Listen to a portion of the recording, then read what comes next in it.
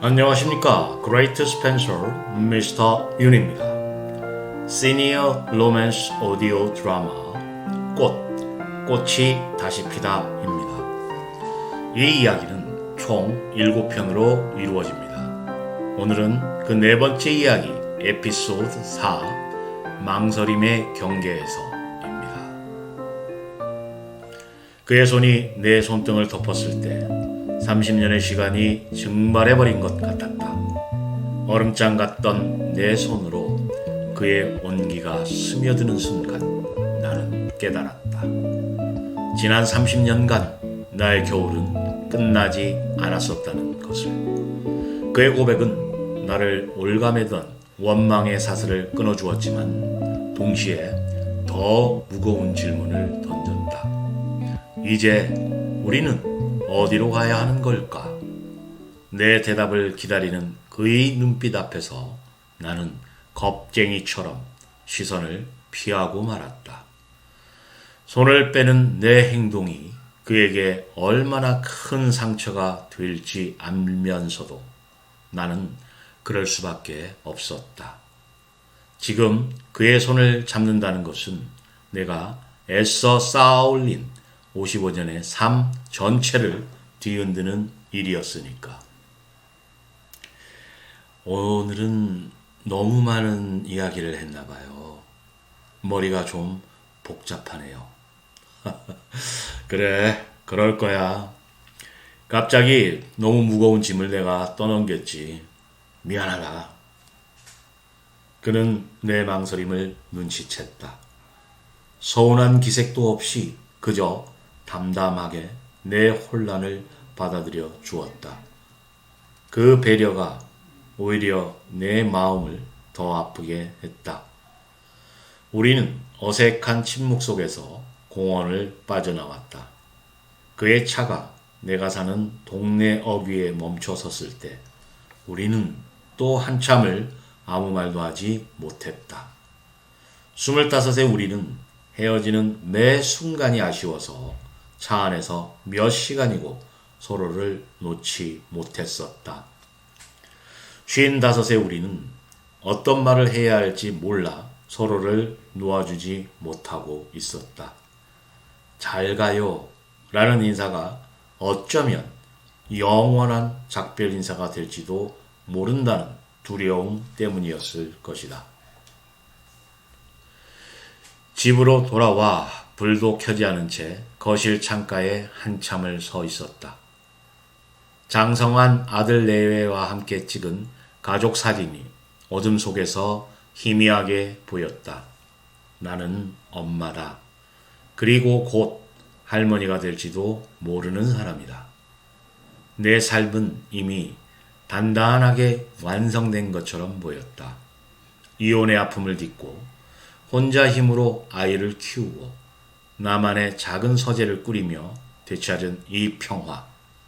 이것은 누군가에게 기댈 수 없어 스스로 단단해져야만 했던 처절한 투쟁의 결과물이었다.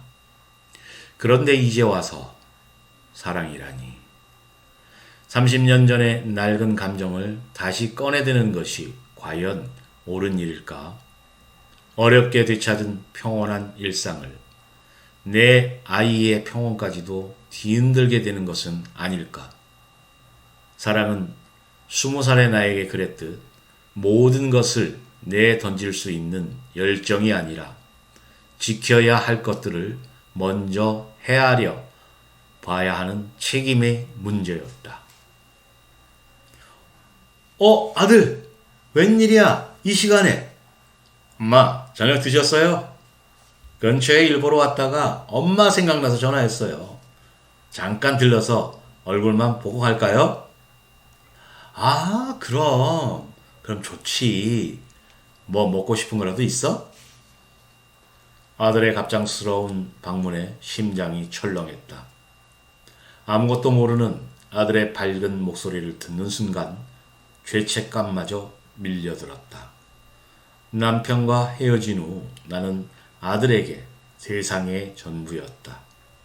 그런 아들에게 내 마음을 뒤흔드는 30년 전 남자의 이야기를 어떻게 꺼낼 수 있을까?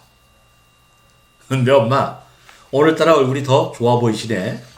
무슨 좋은 일 있으세요? 뭐가? 왜 그래? 에이, 무슨 일이 있는데? 꼭 연애하는 사람처럼. 혹시 좋은 분이라도 생기셨어요? 그럼 대찬성인데. 아들의 농담 섞인 말이 비수처럼 날아와 심장에 박혔다. 나는 애써 웃으며 아들의 등을 가볍게 쳤지만 속으로는 수만 가지 생각이 오고 갔다. 대찬성. 아들은 쉽게 말하지만 그 무게를 과연 할까? 아빠의 빈자리를 힘겹게 채우며 살아온 엄마의 지난 세월을 이제 와서 낯선 남자의 존재로 흔들어도 괜찮다는 뜻일까? 아니, 어쩌면 그 반대일까? 아들은 진심으로 엄마의 행복을, 엄마의 두 번째 사랑을 응원하고 있는 걸까? 나는 아들의 마음조차 가늠할 수 없는 이기적인 엄마였다. 지은을 바래다 주고 집으로 돌아온 후 며칠 밤을 뜬 눈으로 세웠다. 그녀가 내 손을 빼던 순간의 그 미세한 떨림이 내 모든 감각을 사로잡았다. 그건 거절이었을까? 아니면 혼란이었을까? 성공한 건축가로서 나는 늘 계획하고 예측하는 삶을 살아왔다. 하지만 지은 앞에서는 한 치 앞도 내다볼 수 없던 소년이 되어버린다. 서재에 들러서 낡은 앨범을 꺼내들었다. 빛바랜 사진 속에서 앳된 얼굴의 지은이 나를 보며 웃고 있었다. 사진 속의 나는 온 세상을 다 가진 듯 행복한 표정이었다. 저 웃음 앞에서 나는 얼마나 큰 죄를 지었는가. 25의 그녀에게 나는 세상의 전부였지만 61살의 나는 그녀의 삶에 불쑥 나타난 불청객일 뿐이었다. 내가 과연 그녀의 다친 마음을 다시 열 수 있을까? 아니, 애초에 나에게 그럴 자격이 있기는 한 걸까? 텅 빈 집의 고요함이 유난히 무겁게 느껴지는 밤이었다. 아들이 돌아간 후 나는 다시 혼자가 되었다. 그의 말이 계속 귓가에 맴돌았다. 연애하는 사람처럼. 어쩌면 나는 이미 사랑을 다시 시작했는지도 모른다. 그를 생각하고 그를 기다리고 그의 연락 하나에 온종일 마음이 흔들리는 나.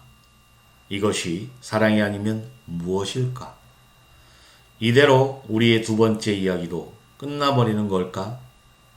차라리 잘된 일이라고, 이건 현실이 될 수 없는 꿈이라고 스스로를 다독이던 순간 거짓말처럼 휴대폰이 반짝거렸다. 그의 이름이었다. 심장이 쿵 내려앉았다. 지훈아, 잘 지내? 그날 내가 너무 부담을 준 건 아닌지 계속 마음에 걸리네. 대답 같은 거 안 해도 괜찮아. 그냥 당신이 잘 지내는지 그것만 궁금해서. 좋은 하루 보내. 그의 메시지는 조심스러웠고 따뜻했다. 나를 배려하는 그의 마음이 고스란히 느껴져 콧끝이 찡해졌다.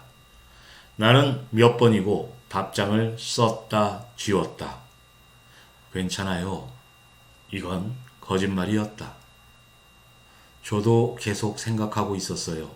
이건 너무 속마음을 들키는 것 같았다. 다음에 봐요. 이건 너무 가벼워 보였다. 55의 나는 15 소녀처럼 휴대폰 자판 위에서 길을 잃었다. 한참을 망설이다 나는 나도 모르게 다른 문장을 쓰고 있었다. 내 이성이 아닌 내 마음이 치고 있는 문장이었다. 저 이번 주말에 혹시 시간 괜찮으면 미술관 가지 않을래요? 새로 시작한 전시가 있던데 문득 민수 씨 생각이 났어요. 문자 전송 버튼을 누르고 난 뒤에야 내가 무슨 짓을 한 건가 싶어 얼굴이 화끈거렸다. 하지만 이미 늦었다. 이것은 도망치지 않겠다는 나의 대답이었다. 당신을 더 알고 싶다는 나의 고백이었다. 그림 좋아하는 줄은 몰랐네. 좋아하는 게 너무 많아서 다 잊고 살았어요. 민수 씨 덕분에 하나씩 다시 찾아가는 중이에요.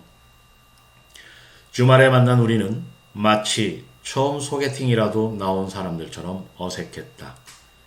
우리는 과거를 이야기하지 않았다. 대신 그림에 대해, 요즘 읽는 책에 대해, 그리고 각자가 좋아하는 계절에 대해 이야기했다. 나는 잊고 살았던 화가의 꿈을, 그는 성공한 건축가 이면에 숨겨두었던 사진에 대한 열정을 수줍게 꺼내놓았다.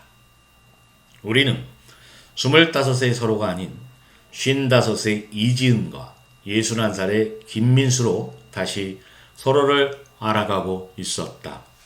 그의 취향, 그의 생각, 그의 지금의 삶, 그 모든 것이 궁금했다. 이 그림 꼭 우리 같다는 생각 안 들어? 서로 다른 색이 막 뒤섞여서 뭐가 뭔지 모르겠는데 이상하게 전체적으로는 조화로워. 꼭 지난 30년의 우리 시간처럼. 비유가 너무 거창한 거 아니에요? 그래도 저쪽 구석에 있는 저 푸른색은 마음에 드네요.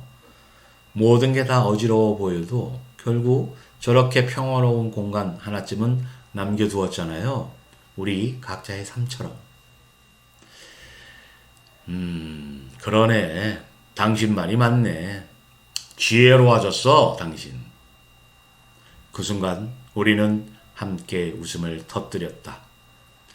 슬픔이나 아픔, 어색함이 섞이지 않은 맑고 순수한 웃음.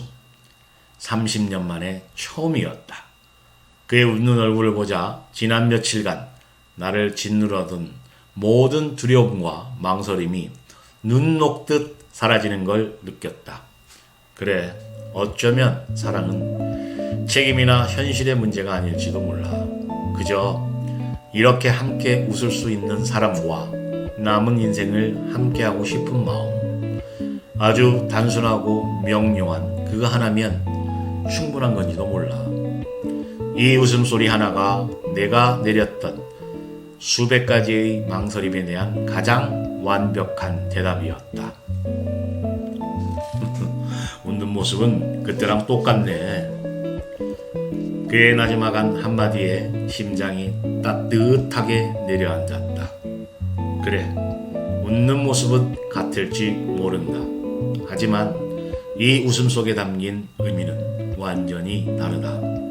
수많은 밤을 눈물로 지새우고 거친 세상과 싸우고 나 자신을 지켜낸 후에야 비로소 되찾은 진짜 웃음. 나는 그가 지금의 내 웃음을 사랑해 주기를 바랐다. 나의 두 번째 20살이 그렇게 시작되고 있었다.